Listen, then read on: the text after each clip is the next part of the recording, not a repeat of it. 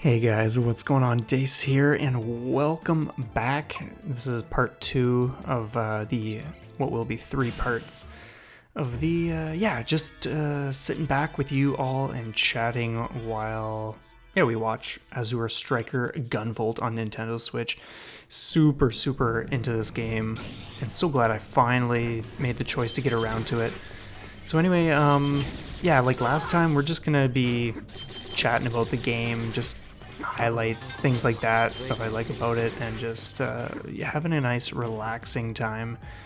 So one thing I really liked about this level was the fact that you drop down into the stratacombs and everything is like pitch black, as you can see, but what's really cool is you can like illuminate things by taking out these lights, and then it's kind of like it gives you a bit of a light source. But what's neat is the fact that you've got red, blue, and green, and some of the sections require taking out all the colors like simultaneously. Otherwise, like you might be going down a path where it's like, okay, you've taken out blue and green, but red is still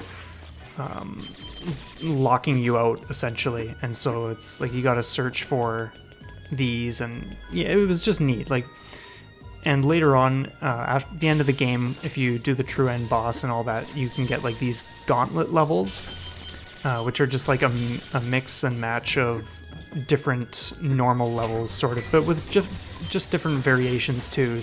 And there was a section in one of those that was like even more complex, because like this one's fairly straightforward. They're not going to throw anything too crazy at you, but in the gauntlet, I came across one that was just like, man, I feel like I'm just going back and forth between like these colors just to figure out what is going on. But I finally did it. So yeah, anyway. So how is everyone liking this so far and this style of video? In the first one, the main idea was actually originally going to be to finally have like some face cam commentary while watching this. But when I got down to it, there was another snag in the like technical side of things, so I said, you know what, I'm just gonna leave that and just do audio instead, and I'm really loving it.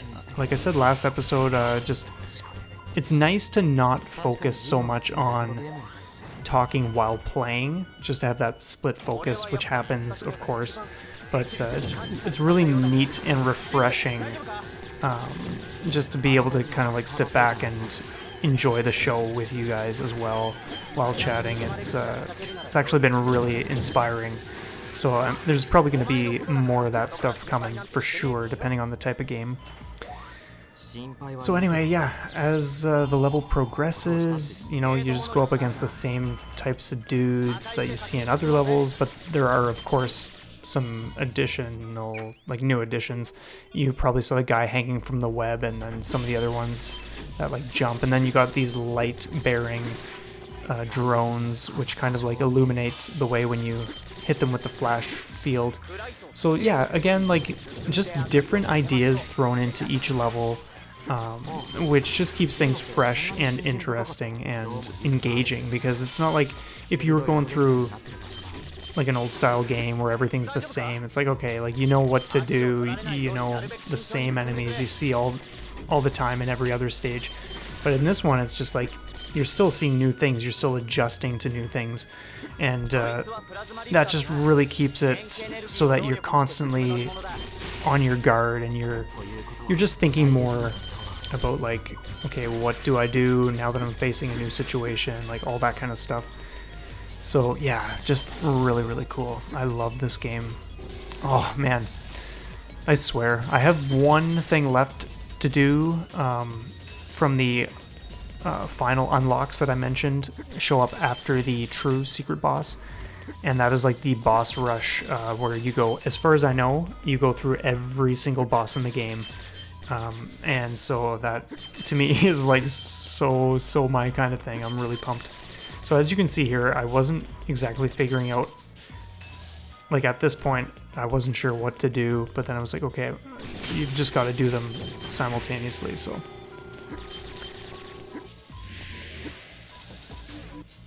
Oh man, look how nasty those spikes are looking. I almost always get hit there, even though I don't need to. It's like the simplest thing. And yet again, we have another alarm room, which is really cool. But yeah, it's just neat when you have like just different color indicating different things. Like some of the corridors, when you finally hit all the colors that you need, they go to like a normal non-colored look. And sometimes if you've, like as you've been seeing here, sometimes you have like a full red or full green, full blue, whatever the case is. It just gives this really, really cool feeling of like the light actually just totally soaking this place. And just like if you've ever been to like what do you call it, like we called it Shot in the Dark. Well, that was the company name anyway, but it was essentially Mini Putty in like a dark space with black lights and like lots of neon, like this and that. So it kind of reminds me, anytime I see a section like this where you've got just like this zone saturated with a single color, just kind of gives me that feel. This is another situation where it's like, okay, you get to a spot and then you're like, oh, I don't have red done yet, so you work yourself back and find out which one. Oh, I had such a blast recording this last night. So much fun. But yeah, once I'm done the final thing, actually I might not even wait until I'm done the final boss rush, because I can do that anytime, but I think I'm going to start playing number 2. And once I've gone through that once and know more or less what to do, then I will just, yeah, blast through a recording of it. That's the idea, anyway. So we are on to the next section. Man. Oh. This... this was crazy the first time I encountered it. It's not that it like... It's not that I died to it the first time, but it was prolonged to some degree, and you'll see why in a minute. I won't say anything just yet. I'll wait for it to actually happen and then explain a little more, but I love the weapons that they're shooting out and the snakes. And oh, one thing I will say with the Gorgon's gaze, which I didn't even clue in during my actual like initial play, but as long as you face away from that ray that they're shining, you won't be turned to stone. But if of course you look at it, then you're turned to stone. It's like the simplest concept, and once you know it, it's like, man, that's the easiest thing to deal with. But at the time I just had no idea that you could actually do that, and I didn't think to do it, so.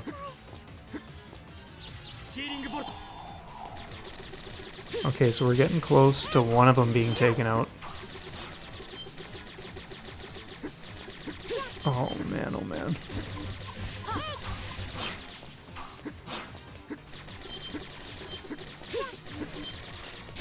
And you might notice that I'm not just focusing on one. That's a bit of a hint. Okay, so... Oh, actually, no, it's not in this one, because I made damn sure that when I recorded this fight, I banged it out to a T. But essentially what happens is if you take out one of the other one, if you take out one of the girls, then the other one just resurrects the one that you just killed with enough health to put it back into the yellow for their HP. So you can imagine, like, the first time going into this, you take one out, and then it's just like, oh, resurrection! And then you're just like, what? What a fucking chip! So yeah, when I did it this time, I was like, yeah, there's no way I'm not getting this, like, right away, because I do not want to fiddle around with it.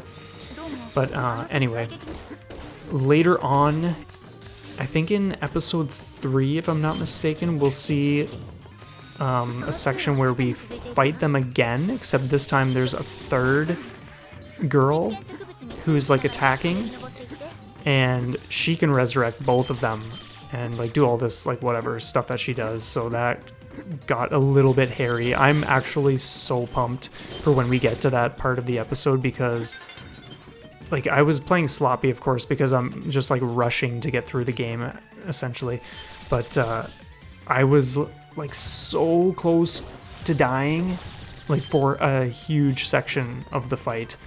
and I was able to just keep like filling up my meter so that I could like heal once, and then my health would go back down again. It was a really sloppy fight, but we came through it, and it was wild. And I'm so, even though it wasn't like a decent performance at all, I'm just stoked that I captured a pretty epic fight in terms of just hanging on to like a millimeter, not even a millimeter of health. It was crazy. It was just crazy. Oh man. And once again, like, we got new things in this pharma lab. Like, we got these like wood, like branch essentially platforms that you can destroy. And then we got this really cool mini boss. I love the colors. Oh, and the design is gorgeous. And again, it's just a testament to just the really cool things that they've included in this game. Like just this massive flower that you're fighting, this robotic flower that shoots these out, and that's the only time you can target it and start blasting it with the voltage. Oh, but man, seriously, this game, if you guys have not checked this out, please do. I forget how much the Striker Pack cost me on Amazon, but worth every penny. Oh man, everything in this game is just so cool. It doesn't take too long. This guy's pretty weak once you know what you're doing and once you're leveled up and all that kind of stuff a little bit. Anyway, we just continue onward. The hexapile. I always enjoyed destroying those just to continue onward. And I also enjoy just the backgrounds. Like, look at the colors and the details. Like, they've put so much effort into these games. It's amazing. I could honestly have posters of backgrounds like that, and just, I love anything. It really actually reminds me of Armored Armadillo from Mega Man X. When you're in the sections of tunnel, nothing outside, but when you're in the like actual underground portions, and you can see like tunnels that are going straight back, as if like as the viewer you're looking down the corridor, and it's just, there was always something so intriguing, as if like, oh man, what mysteries lie down there. I always love stuff like that. So the fact that we have these like huge sections of like tanks with liquid or whatever they are, and it's just like, yeah, how far back does it go? Like, what are they doing here? It's just, it's really fascinating. I love it. Oh man, I think I must do Let's Plays of all the Mega Man X games I haven't done yet. Because I know I did X6 for sure. I'm not sure if I did maybe 4 or 5, but I'm not sure. I know I haven't done 1, 2, or 3 yet. But I used to have a blast playing through those with like 0 power-ups or whatever you could make it, so that was like the hardest possible. And I remember grinding out practice for Sigma in X3 and doing that flawless without power-ups. That was a blast. I used to do that so many times. Oh, I love it. But another thing I loved about this level is the purple and blue color that we see, and the water in the background, again with the trees and the plants. When I was playing Striker Gunvolt, Azure Striker Gunvolt for the first time, I intentionally left certain levels for the very end. Ones that looked like they were really my kind of style, like forest, anything is always so me. So this was actually, I think, one of the last levels I did, because I was like, oh, I want to save this for last. And I love this guy's design. Like, he just has this huge ass, like, whatever. Like, whatever it's supposed to be.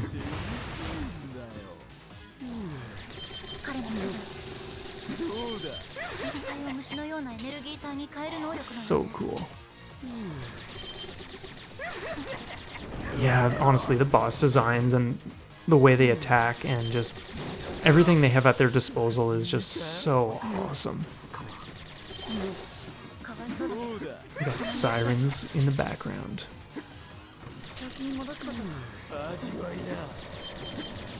And when you're playing this for the first time, it can seem like pretty chaotic because you got like flashes going off everywhere, guys jumping around, things flying out, just chaos all over the place. But like any Mega Man game or anything similar to Mega Man, like once you know the boss routines, then it's a breeze. Nemesis Fang. Chop. There you go. Man, the Luxcalibur is so devastating. I love it.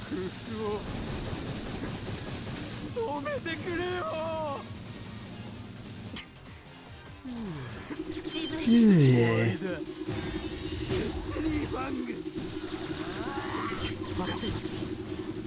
This one really isn't as threatening as some of the other ones. Like some of the other ones, like you've got to really know positioning and timing to avoid them. This one is like, okay, he's pretty much just shooting out things at a slow speed, so it's easy to deal with that one. Kaleidoscope. Oh, Kaleidoscape. Oh man, this game just gets so sweet. So here we are, Sinner's Row. Now I had, in my first playthrough, I had some deaths in this one, just silly things where it's like you're running along or jumping and then you just fall straight down a pit because you think you're gonna make it with your like flash field and how it slows your descent, but then you run out of flash field and then you drop quickly and you don't even react fast enough to start climbing, so it's like, what? How did I just not do anything there? You gotta be joking me, but it's all good at the end of the day because it gets done and then you're on to great things. But yeah, this whole level is all about just making sure you're not falling down pits, because pretty much I'd say like 65% of the level is just pits, pits, pits. Oh my god.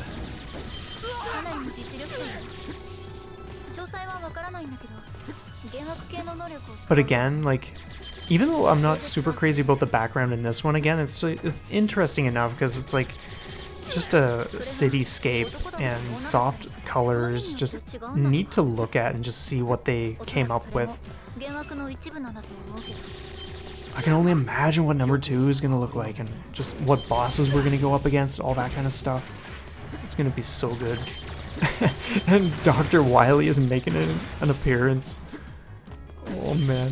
The top section of that truck thing actually has an attack like Dr. Wily from one of the OG ones. I forget which one, but it's that bouncing ball right there. Dr. Wily totally has that kind of deal going on.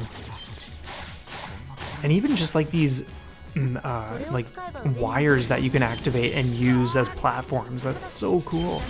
And if you think about it, Azure Striker or Gunvolt's balance is pretty dope. If he's just like flying up on these wires and like treating it as if it's just a normal walking surface. So good. Ooh. Get bedazzled by my love, boy. Oh man, this game. And I realize I'm not really saying much about like what the story is, but that's okay. You guys can always play the game yourselves if you really care. We're pretty much just here for the action right now. And to be honest, I never found like the Mega Man stories to be anything I cared about. It was all just about getting in, just being destructive, and just getting to the end boss of each stage and crushing like mad. And just playing really well. Let's feel the love. Man, this guy is all about the love.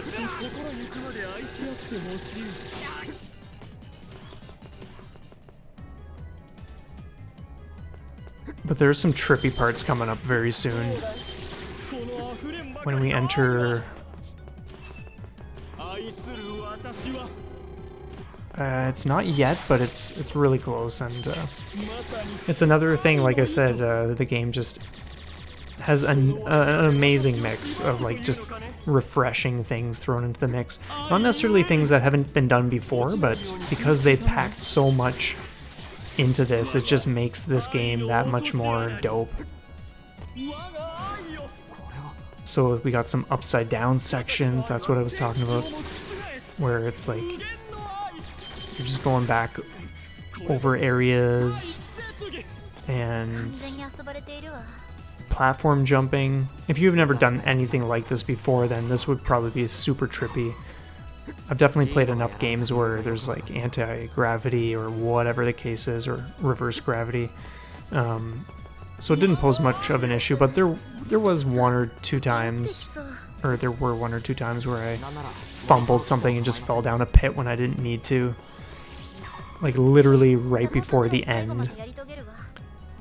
So for this part, even though there was a wire down there, I was just like, you know what, I'm not taking any chances. I am just playing it safe every step of the way. Because screw fumbling this and then recording it again.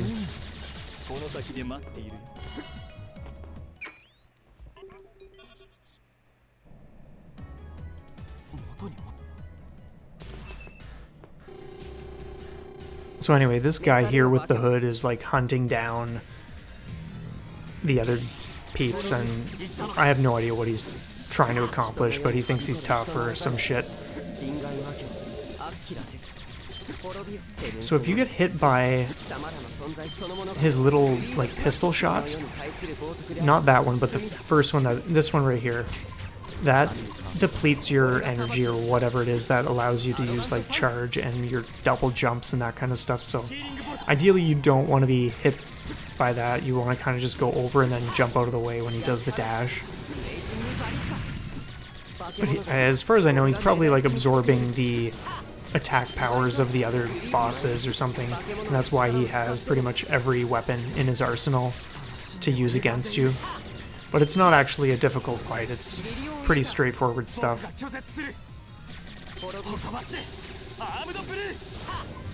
But of course later on you do fight him again. Oh, as if I fell for that.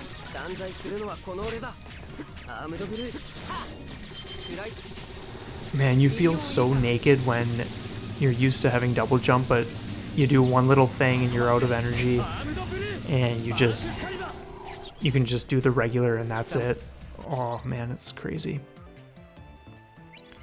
Okay, so on to Urban Run. This is a really short level. It's like a minute, less than 2 minutes or something like that, but yeah, we're getting close to the end, peeps. The end of the game. Oh yes, mark my words. So in this first part, you're kind of just avoiding the dash. They could have done a little more with this because it's literally just those two beams and then you're already at the boss that you fight. And it's just one of these guys and that's it. So I feel like they could have had like more obstacles or something, but at the same time, it's like whatever. I know to avoid the jump, but sometimes it just does it.